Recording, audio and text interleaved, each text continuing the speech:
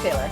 I'm Jenna Morton, and on this episode, we are going to talk about a very exciting fundraiser that's coming up, as well as an interesting partnership that goes along with it. And to do that, we are joined by Katherine, Robertson, and Gilles Allain. Welcome to the show. Thanks for having us. Thanks. You are with our respective health foundations, and you're collaborating on a really interesting fundraiser that's coming up. Tell us a little bit more about what's happening. Well, let's first name the foundation so people get off on the right start. It's Friends of the Moncton Hospital Foundation. And the Chute du Mont Hospital Foundation. So there's two hospitals in Moncton with two different health authorities, but it's one market. It's the same market. So two separate foundations, two separate hospitals. We decided to come together for one cause, which is cancer support. That's right. So it's the NB Ride Against Cancer. Last year we forged a partnership for the first time and built upon our respective cycling fundraisers. I'll tell you more about that, the former Tour of Hope and our MB Doctors Cycling Against Cancer. And I'll have to tell you that the response was really quite overwhelming.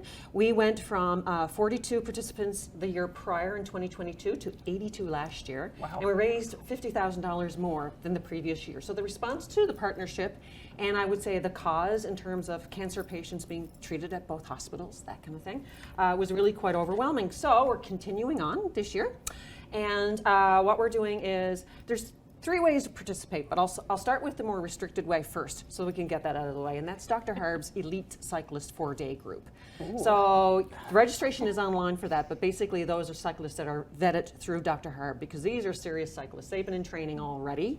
You need to maintain a pace of 28 to 30 kilometers per hour. That's fast. That's fast. Yeah. And I'm out. Yeah. So we'll move on, but we want to shout out to them because it's 30 to 35 cyclists. They're training now, and they do raise money. This is a fundraiser. Cycling is the activity. That's important to note.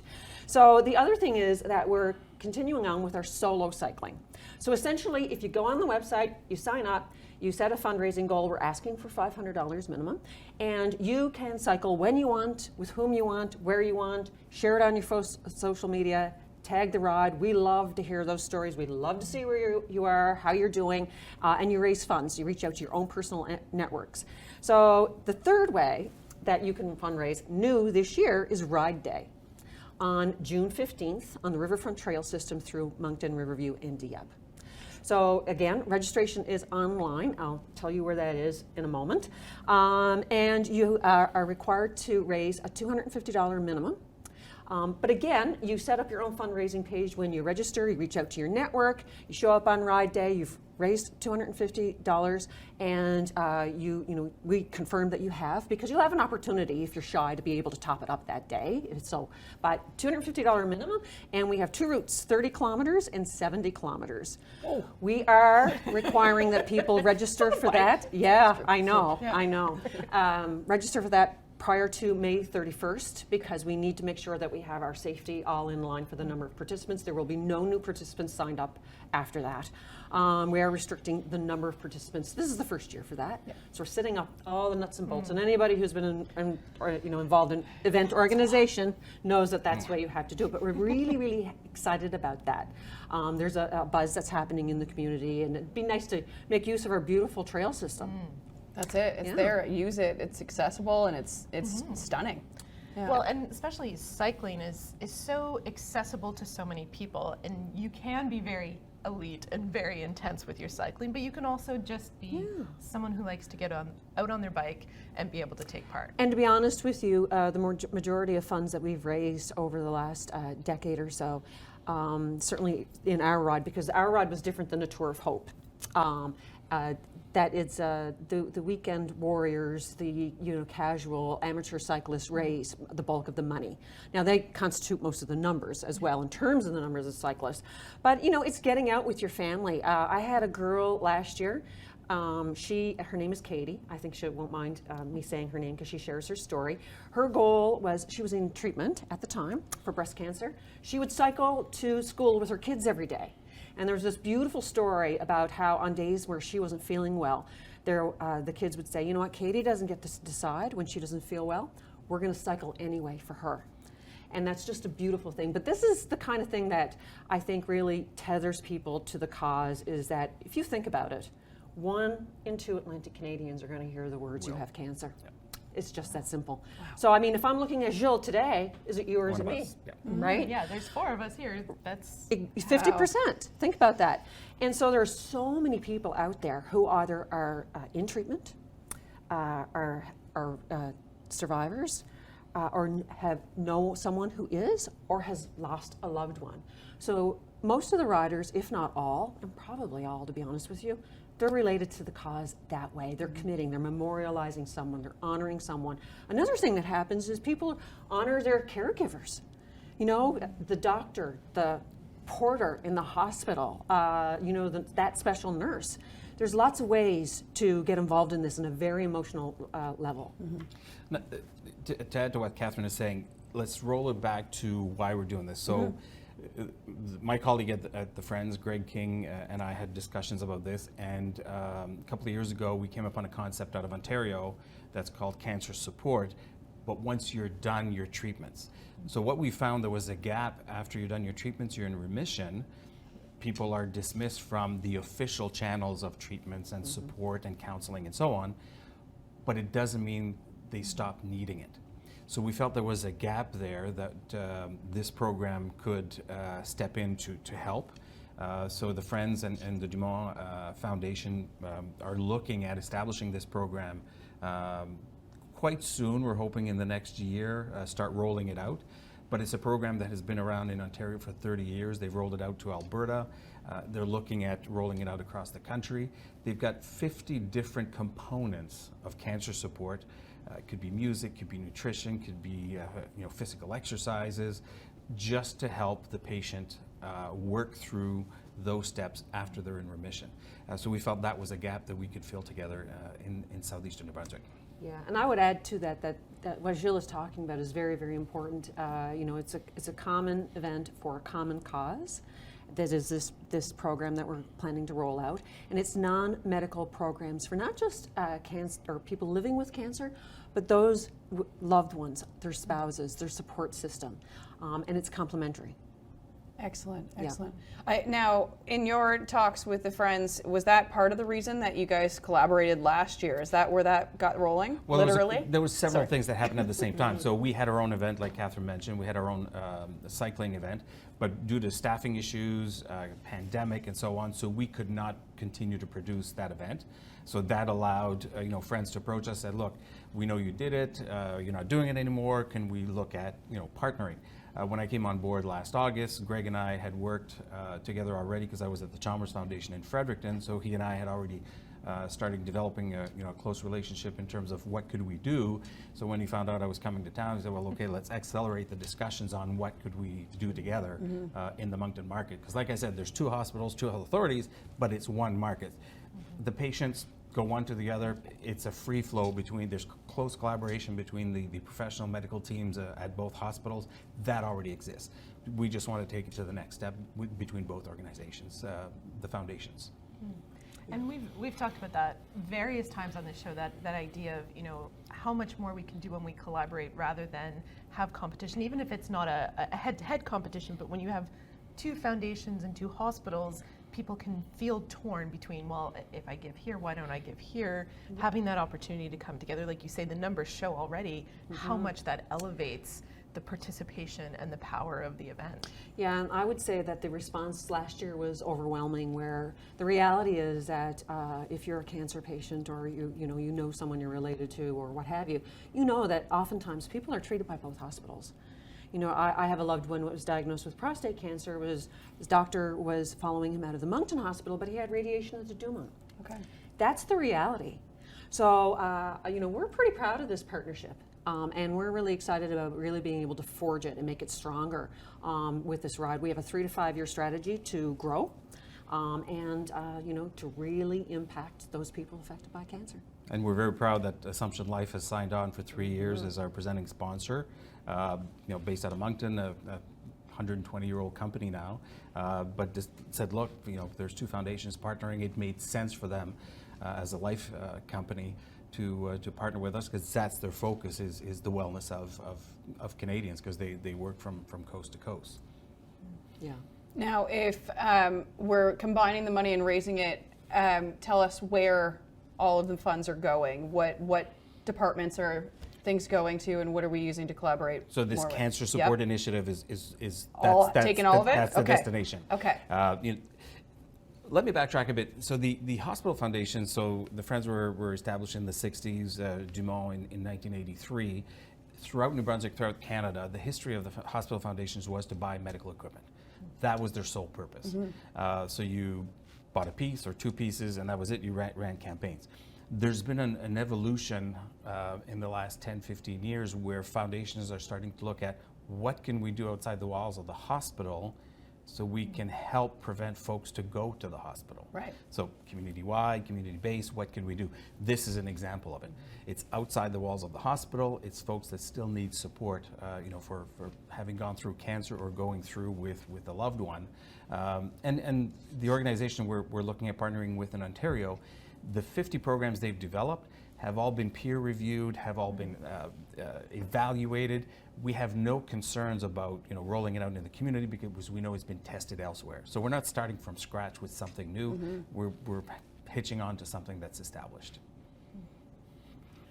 Talk a little bit more about the plan and the vision for this. Like you said, you hope to roll things out quickly, but what does quickly mean for the community? If someone's listening going, oh, I really want to take part, or I've had an experience and I want to help with whatever is going to be in place for people dealing with it.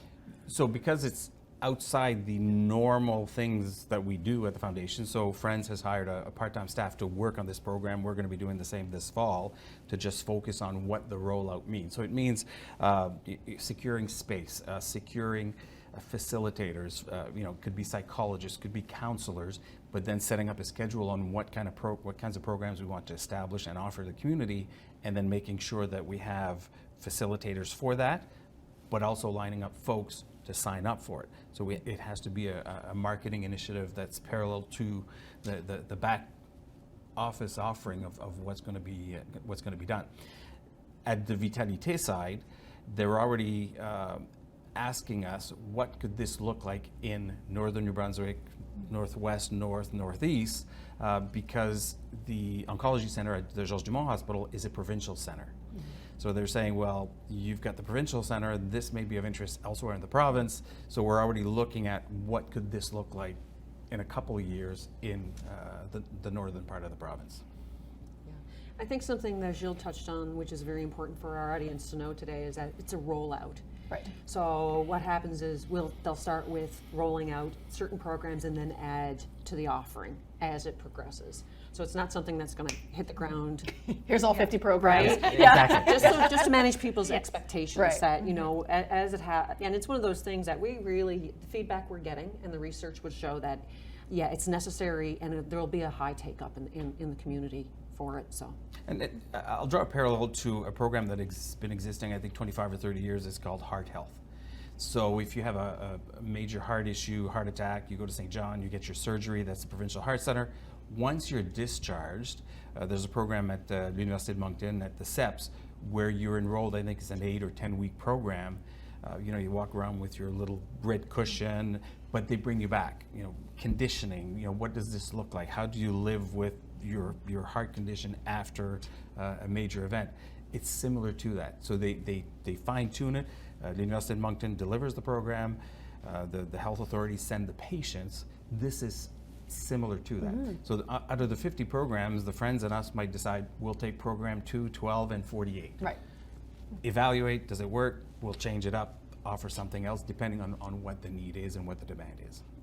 Do you find right now when you are discharging patients, what is like the number one thing that they say is missing after? Do you have an answer for that? Or is that I don't have the answer? scientific Yeah, answer, right. but what we found is that support. It's the support. There isn't like mental health support or physical support. It's Yeah, so we went, Yeah. so Greg, my colleague at the Friends, and I, and a few others went to Ontario to visit a couple of their sites, and is just getting together 2, 4, 6 people in a kitchen.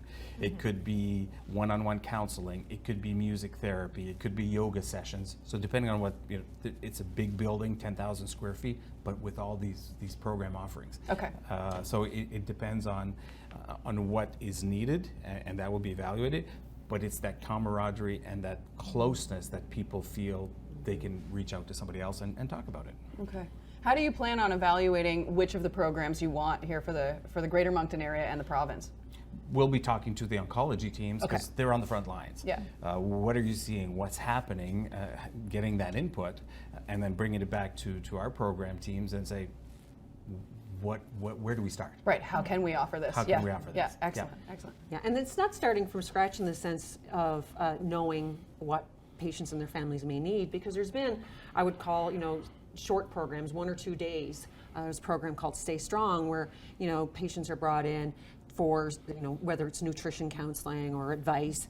Hair and makeup is a big thing because you want to look good physically. So there have been offerings in the meantime, but this, they're 1 or 2 days, and they're done occasionally kind of thing. So this is a standing program that we're looking at. Yeah.